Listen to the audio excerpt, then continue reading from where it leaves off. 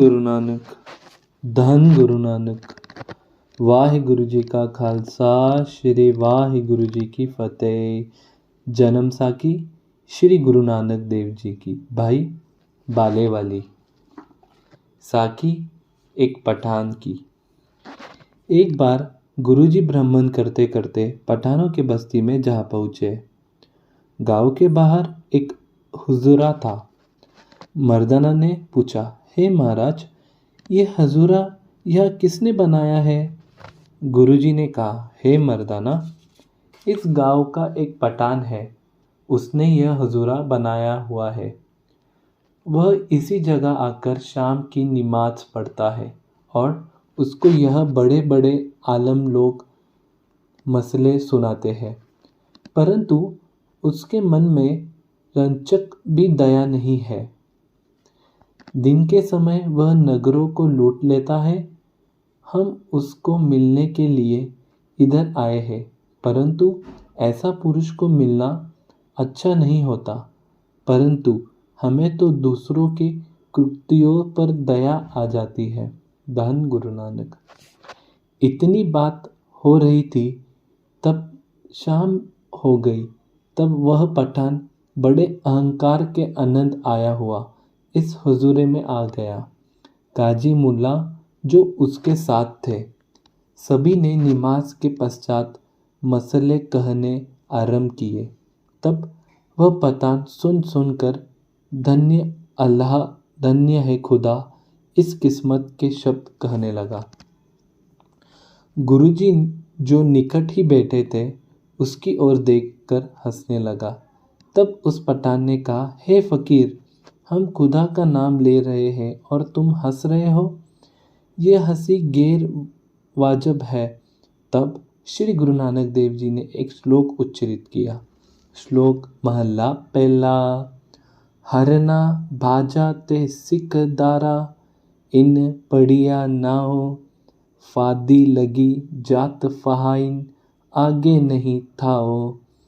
सो पढ़िया सो पढ़ित, बिना जिन कमाया नाओ, पहिलो दे जड अंदर जमे, ऊपरी होवे छाओ।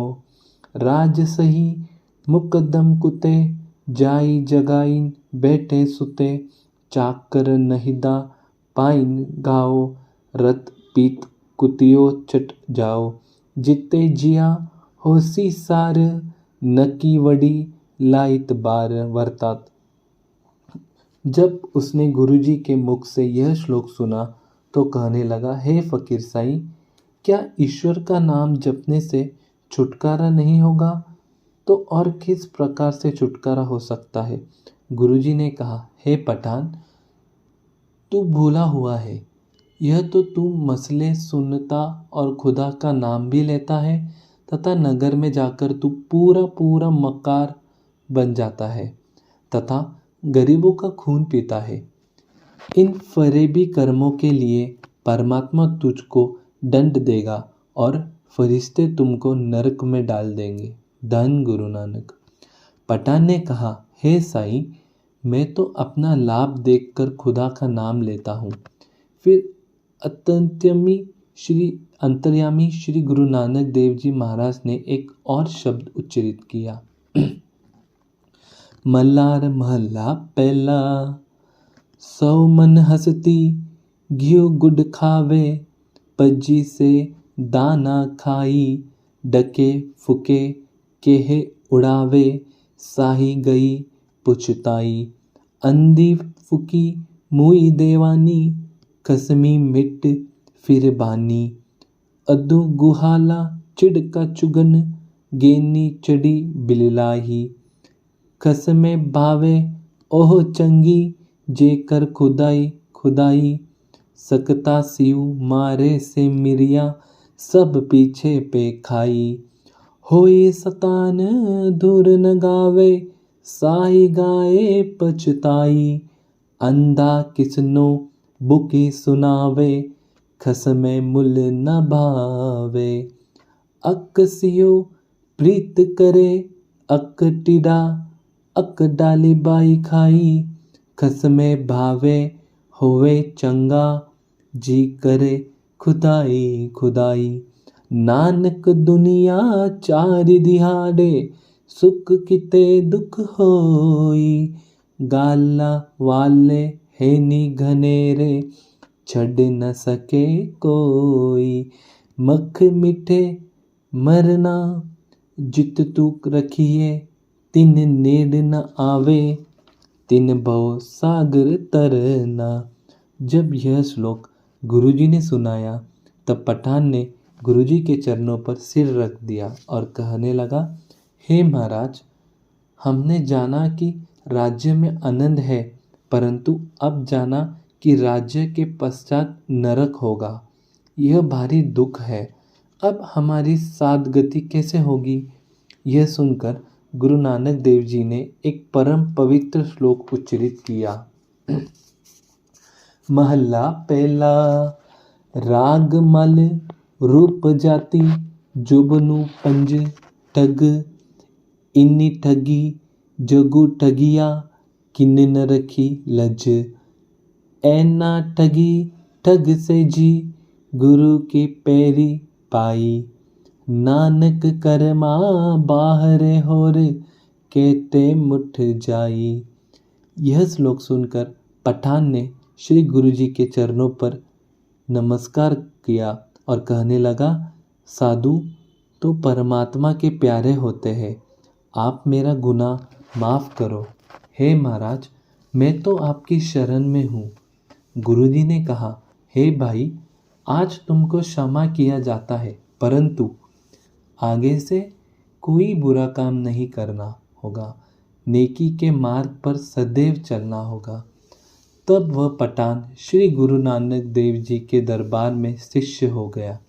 इस प्रकार उसका कल्याण करने के लिए तथा उसकी प्रार्थना को स्वीकार करते हुए श्री गुरु नानक देव जी उसके घर में टिक 9 मास व्यतीत करके उस पर अति प्रसन्न होकर उस अभयदान दिया। अब गुरुजी ने कहा कि आप लोग जो कुछ मांगना चाहते हो मांग लो। उन्होंने कहा, हे गुरुजी, आप अपनी कृपा से वह वस्तु हमें दो जिसको हमारी आगे की संतान भी देखकर आपकी दया स्मरण रखे। गुरुजी ने कहा, आप कड़ा प्रसाद बनवाओ जिसमें मैदा, चीनी और घी बराबर का हो। उन्होंने एक हिंदू हलवाई से कढ़ाई प्रसाद बनवाया तथा गुरुजी के आगे रखवा दिया। गुरुजी ने कहा, तुम लोग इस पर एक चादर डालो। जब चादर डाली गई तब गुरुजी ने कहा, तुम बैठकर वाहेगुरु वाहेगुरु का जप करो। उन पठानों ने वैसे ही किया। फिर गुरुजी ने मुझे कहा, हे बाला, यह चादर उठाकर इनको दे दो। मैंने चादर उतार कर उन लोगों को दे दी। गुरुजी ने आज्ञा दी कि तुम कड़ा प्रसाद इन लोगों में बांट दो। जब चादर उठाई गई तो उस कढ़ाई में एक पंजे का निशान लगा हुआ देखा। तब गुरुजी ने उससे कहा, नाम जपना, चादर डाल कर प्रभु से विनती करनी। जब चादर उतरने पर पंजे का निशान देखा तो जान लेना कि तुम्हारा कार्य अवश्य ठीक होगा और फिर कड़ा को बांट देना। यदि पंजा न लगे तो फिर वह कड़ा प्रसाद नहीं बंटना। पठानों में आज तक यह रीति है। वे सभी पठान गुरुजी के शिष्य बन गए। उनका उद्धार करके श्री गुरु नानक देव जी महाराज वहाँ से रवाना हुए। धन गुरु नानक। वाहे गुरु जी का खालसा, श्री वाहे गुरु जी की फतेह। साथ संगत जी, आपके चरणों में फिर से विनती, अमृत वेला संभालो, अमृत वेले से जुड़ो, नाम जपो। अमृत वेले का टाइम रात को 12 से सुबह 6 तक होता है। ज़्यादा से ज़्यादा कोशिश करो अमृत वेले में 4 या 3 बजे से आप नाम जपो, बट शुरुआत आप 12 बजे से कर सकते हो। ज़्यादा से ज़्यादा नाम जपो, गुरु के चरणों में विनती करो कि हमें अमृत वेला सदा बख्शा दे। आप वाहिगुरु जपो, आप राम जपो, आप अल्लाह जपो, कुछ भी जपो, आपके जो भगवान है आप उनका नाम स्मरण करो, बट ज़रूर करो। ओके, उसी से हमारा लोक और परलोक सुखी होगा। और हमें हमेशा दसवन निकालना है। ऐसा ना हो जाए कि हम बीमार होते हैं, हम डॉक्टर के पास पैसे देते हैं, हम काफ़ी इलाजों में हमें काफ़ी बीमारियां लग जाती है, बट अगर आप दसवन निकालोगे तो जो डॉक्टर के पास आपका पैसा जा रहा है वो नहीं जाएगा, आप बीमार नहीं होंगे। कि ये चीज़ मैंने मेरे खुद लाइफ में आजमाई है। तो गुरु का दसवन निकालो, वाहे गुरु से जुड़ो, दूसरे लोगों को भी जोड़ो, अपने परिवार वालों को भी जोड़ो। और जोड़ने से बड़ा पुण्य नहीं होता कभी, और ना ही तोड़ने से बड़ा पाप। तो ज़्यादा से ज़्यादा सिमरन करो। वाहे गुरु जी का खालसा, श्री वाहे गुरु जी की फतेह। एक ओंकार सतनाम करता पुरख, निर्भव निर्वय अकाल मूरत, अजूनी सैभं गुर प्रसाद। जप आद सच जुगाद सच, है भी सच नानक होसी भी सच। एक ओंकार सतनाम करता पुरख, निर्भव निर्वैर अकाल मूरत, अजूनी सैभं गुर प्रसाद। जप आद सच जुगाद सच, है भी सच नानक होसी भी सच। एक ओंकार सतनाम करता पुरख, निर्भव निर्वैर अकाल मूरत, अजूनी सैभं गुर प्रसाद। जप आद सच जुगाद सच, है भी सच नानक होसी भी सच। वाहिगुरु जी का खालसा, श्री वाहिगुरु जी की फतेह। जो बोले सो निहाल, सत श्री अकाल। वाहिगुरु जी का खालसा, श्री वाहिगुरु जी की फतेह।